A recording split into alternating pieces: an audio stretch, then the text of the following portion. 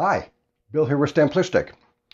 When I'm out demonstrating gilding polish, one of the most frequently asked questions is, does the product dry up?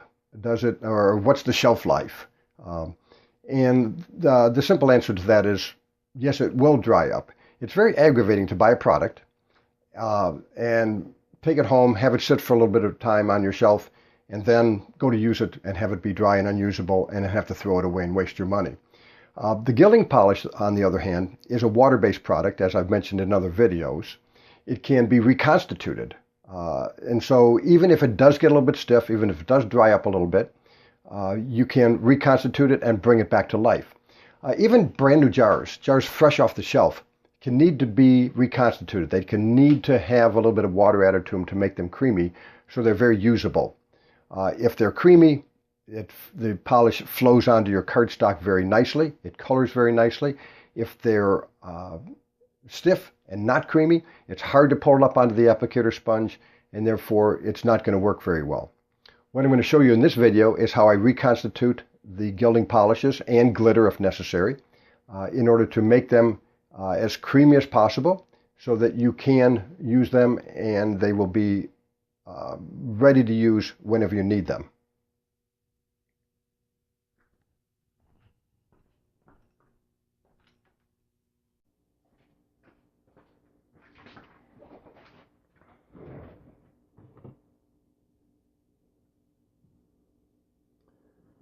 Okay, what I have here is a jar of gilding polish that is not very creamy. You can see when I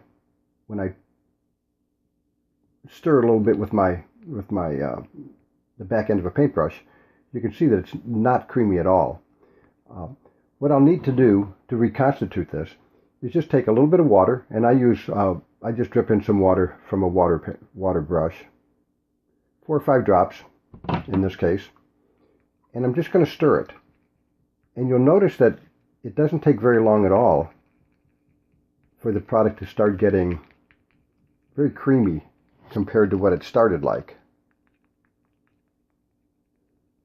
Sometimes when you do this, it starts looking a little bit like cottage cheese first, and then if you just keep stirring, it gets creamy.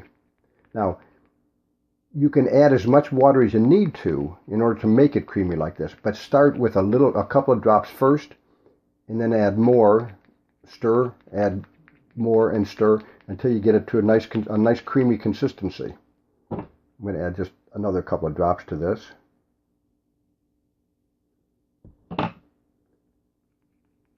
And now I have a nice creamy polish that can be used on my projects. Okay. You can see how creamy that is. That's the consistency that you want it. It only takes a little bit of practice with a couple of jars, and you understand exactly what the consistency should be like. Okay?